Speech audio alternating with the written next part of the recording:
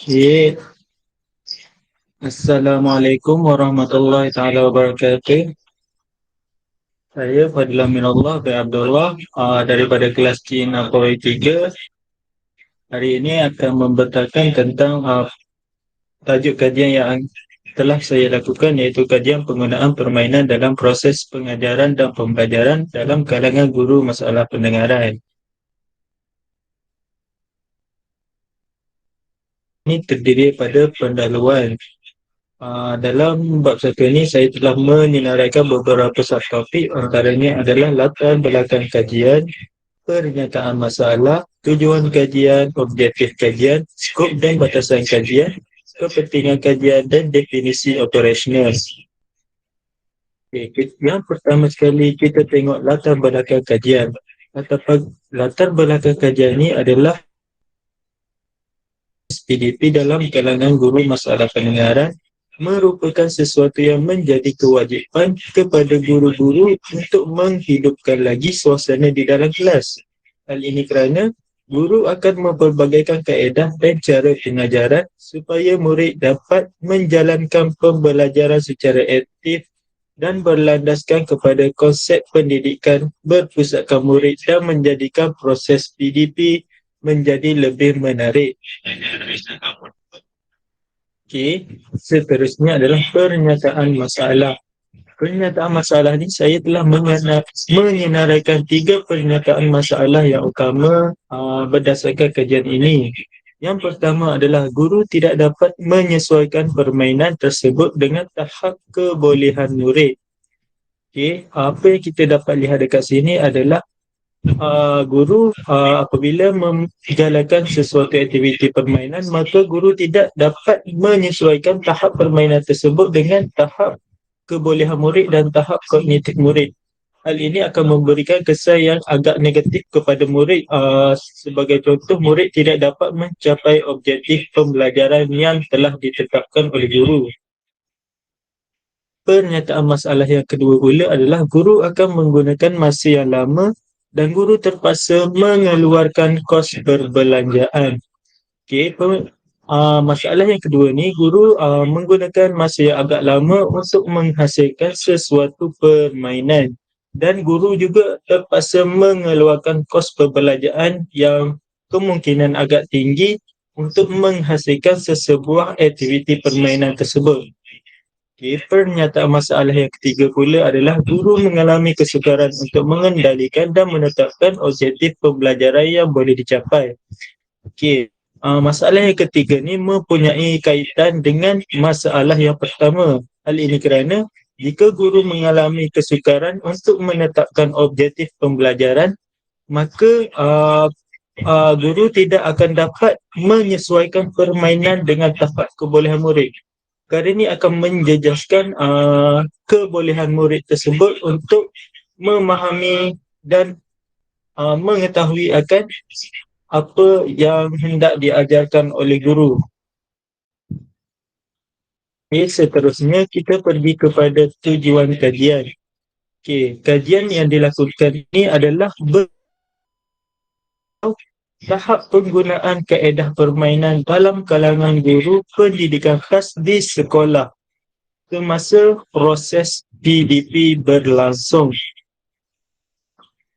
Okay, kita beralih pula kepada objektif kajian. Okay, bagi objektif kajian ini, saya telah menyenaraikan 2 objektif kajian yang utama berdasarkan kajian. Yang pertamanya adalah mengenal pasti sikap guru terhadap penggunaan kaedah permainan dalam PDP, dan yang kedua adalah semasa menggunakan kaedah permainan dalam PDP. Okay, bagi skop dan batasan kajian pula adalah yang pertama, skop dan batasan kajian bagi kajian yang saya lakukan adalah yang pertama, memberikan fokus terhadap siswa-siswa guru di institusi pendidikan guru kampus ilmu khas atau lebih dikenali sebagai LPGKIK, dan juga guru-guru pendidikan khas yang berada di sekolah. Bagi melaksanakan kajian ini, pengkaji atau saya sendiri akan menggunakan reka bentuk kajian yang melibatkan seramai 30 orang secara rawak. Hal ini kerana kajian ini akhirnya memfokuskan kepada dua konstruk sahaja, iaitu dari segi sikap guru terhadap penggunaan kaedah permainan dalam PDP dan kekangan yang dihadapi oleh guru dalam melaksanakan kaedah permainan semasa PDP. Okey, bagi kepentingan kajian pula, saya telah menyaraikan tiga kepentingan yang utama berdasarkan kajian yang telah saya lakukan. Yang pertama adalah permainan dapat mendidik murid untuk lebih aktif dalam mencapai matlamat seperti dapat menguasai sesuatu topik pembelajaran. Sekarang ni kita dapat lihat jika aktiviti permainan yang dilakukan oleh guru sangat menarik, maka aktiviti permainan tersebut akan dapat menarik minat murid untuk menjadi lebih aktif dan menyertai aktiviti yang dilakukan oleh guru dengan lebih kerap. Jadi, perkara ini akan secara langsung menyebabkan murid dapat menguasai topik pembelajaran tersebut. Yang kedua pula adalah membantu guru untuk menjadi lebih kreatif dalam menarik minat murid dengan menggunakan kepelbagaian kaedah. Okay. Yang ketiga adalah dapat melahirkan generasi-generasi yang lebih kreatif dan cemerlang. Okay. Bagi definisi operasional pula adalah saya telah menyenaraikan tiga definisi operasional yang utama. Antaranya adalah bermain adalah satu aktiviti yang sangat diperlukan oleh setiap murid bagi membantu mereka berkembang secara optimal. Yang kedua pula ialah permainan yang dapat meningkatkan minat murid dalam sesi PDPC ialah permainan yang melibatkan penglibatan aktif dan memerlukan penggunaan minda seperti permainan yang kreatif dan permainan daya imajinasi. Dan yang terakhir adalah guru yang mendidik kanak-kanak berkeperluan khas memerlukan kesabaran yang tinggi dan pendekatan yang kreatif dan kritis dalam pembelajaran kerana setiap murid di dalam kelas memerlukan kaedah pembelajaran yang tersendiri. Kita beralih kepada bab 2 pula, iaitu tinjauan literatur. Bagi bab 2 ini, saya telah menyenaraikan tiga komponen utama. Yang pertama adalah teori atau model kajian. Yang kedua, dapatan kajian lalu. Dan yang ketiga, kerangka konseptual kajian. Okey, kita tengok teori dan model kajian yang pertama. Bagi menghasilkan kajian ini, saya telah menggunakan teori kontraktivisme. Saya memilih teori kontraktivisme ni kerana ianya merupakan satu pemikiran epistemologi pelbagai rupa dan sesuai dengan implikasi penting untuk pengajaran di bilik darjah. Okey, terdapat 4 ciri penting dalam teori konstruktivisme. Antaranya adalah pengetahuan sedia ada, refleksi terhadap pembelajaran, aplikasi pengetahuan baru dan akhir sekali adalah mewujudkan percanggahan yang kognitif. Okey, teori konstruktivisme ni juga mengutamakan setiap murid untuk membina hubungan dari pengetahuan yang sedia ada dengan pengetahuan yang baru melalui kaedah peningkatan pengetahuan. Dan akhir sekali, teori konstruktivisme juga akan menghasilkan pembelajaran yang berkesan dan bermakna di samping untuk membina suatu konsep dalam diri murid dan akan membentuk pemikiran yang kritis dan kreatif. Kita beralih kepada dapatan kajian lalu. Berdasarkan dapatan kajian lalu, saya telah mengkaji atau menganalisis dua artikel utama bagi menghasilkan kajian ini. Artikel yang pertama adalah bertajuk pelaksanaan pembelajaran menyeronokkan dalam pengajaran dan pembelajaran bahasa Melayu, dan artikel yang kedua adalah permainan dan simulasi dalam pengajaran dan pembelajaran bahasa di kalangan guru-guru dan pelajar-pelajar sekolah rendah di daerah Hulu Selangor. Berdasarkan dua artikel yang telah saya analisis ini, kedua-dua artikel ini menyatakan atau memberitahu bahawa guru-guru yang bersikap positif akan memberikan mereka mempunyai tahap keyakinan yang tinggi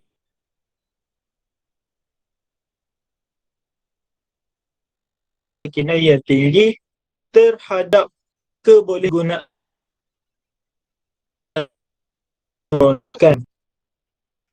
Seterusnya, artikel tersebut juga berkongsikan bahawa kaedah permainan yang dilaksanakan oleh guru memberi kesan positif terhadap proses GDP serta menunjukkan peningkatan yang signifikan dalam pencapaian ujian pelajar selepas aktiviti permainan berbanding sebelumnya. Okey, kita teruskan dengan yang ketiga iaitu kerangka konseptual kajian. Okey, kita dapat lihat dekat meletakkan satu gambar rajah untuk memudahkan kita untuk melihat kerangka konseptual kajian yang telah saya laksanakan. Okey, kita lihat yang pertama adalah input di mana ia bersandarkan kepada guru masalah pendengaran itu sendiri. Kajian ini memberi fokus tentang bagaimana guru menggunakan kaedah permainan dalam pengajaran dan pembelajaran. Bagi elemen yang kedua pula ialah merujuk kepada elemen proses.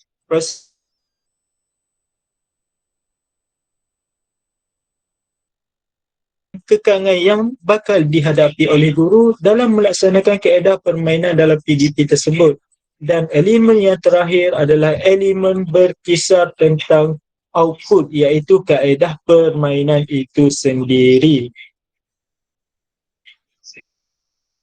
Kita beralih kepada bab yang terakhir iaitu bab yang ketiga berkaitan metodologi kajian.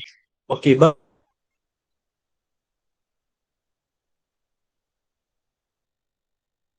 kajian, persampalan, instrumen kajian, kesahan,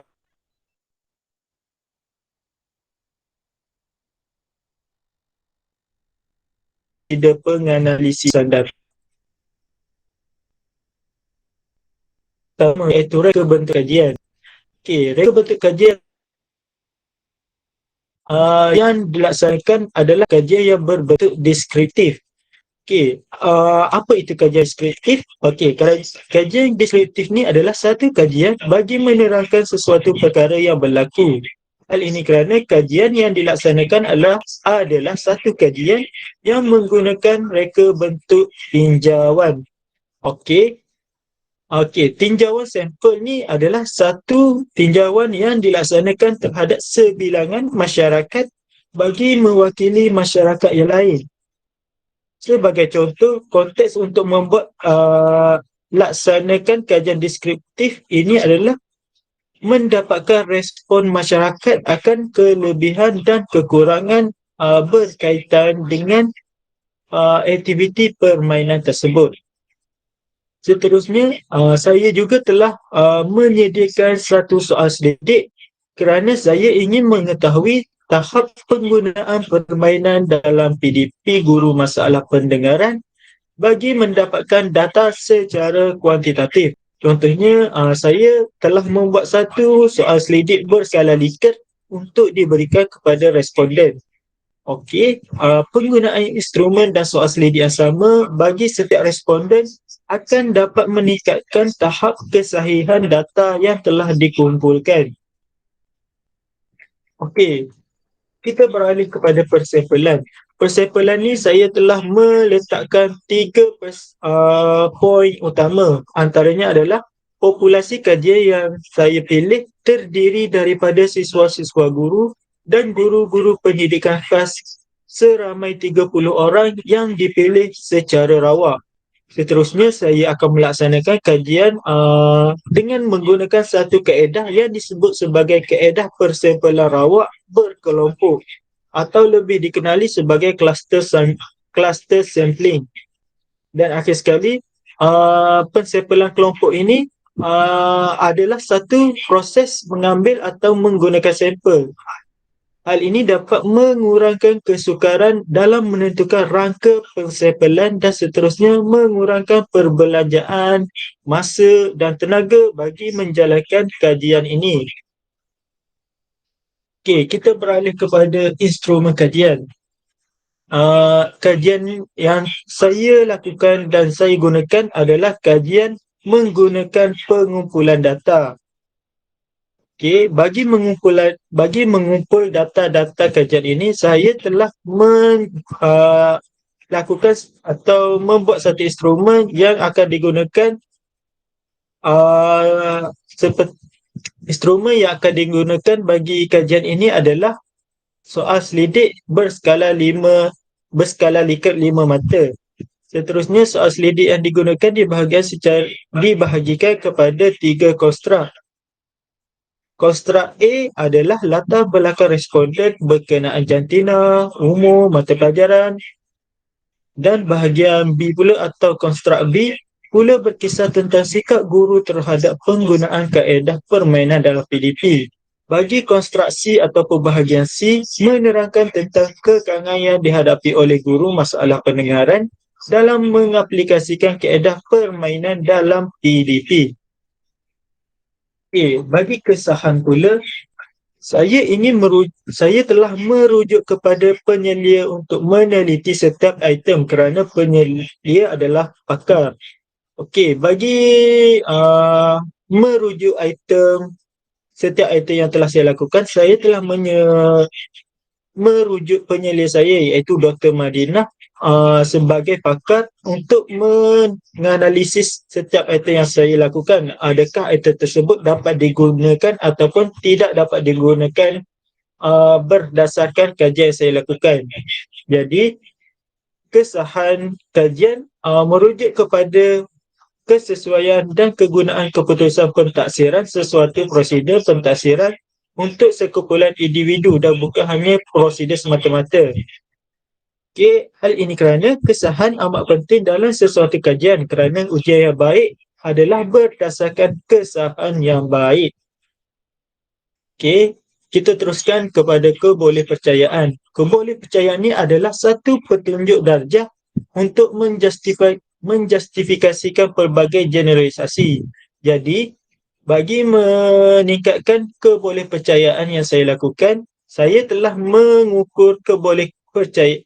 Saya akan mengukur kebolehpercayaan menggunakan aplikasi SPSS iaitu Social Package for Social Science versi 20. Bagi kajian ritis pula, kajian ini telah dilaksanakan kepada siswa guru masalah pendengaran dengan secara rawak. Saya telah memilih 5 orang guru pendidikan khas masalah pendengaran secara rawak untuk mengisi atau dijadikan sebagai responden bagi kajian rintis ini. Saya melakukan perkara tersebut untuk memastikan kebolehgunaan soal selidik yang saya lakukan dapat difahami oleh orang yang akan menjawab soal selidik yang lain.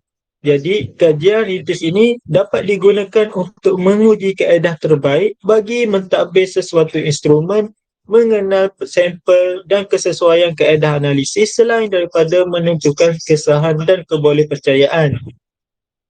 Kita pergi kepada prosedur pengumpulan data.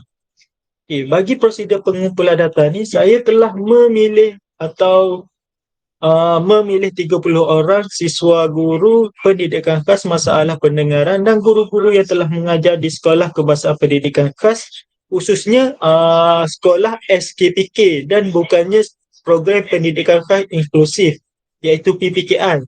Saya akan memilih 30 orang daripada mereka secara rawak untuk menggunakan atau mengisi soal selidik yang telah saya sediakan menggunakan Google Form seperti pautan yang telah saya sediakan. Okey, kita beralih kepada subtopik yang terakhir iaitu proses penganalisisan data. Kajian ini menggunakan analisis data secara deskriptif atau iaitu dalam bentuk kekerapan dan peratus. Data kajian akan dipersembahkan dalam bentuk histogram dan data-data yang didapatkan nanti akan dianalisis dengan menggunakan statistik deskriptif. Statistik ini akan digunakan bagi mengetahui akan penggunaan permainan dalam bilik darjah bagi guru pendidikan khas masalah pendengaran. Saya rasa itu sahaja daripada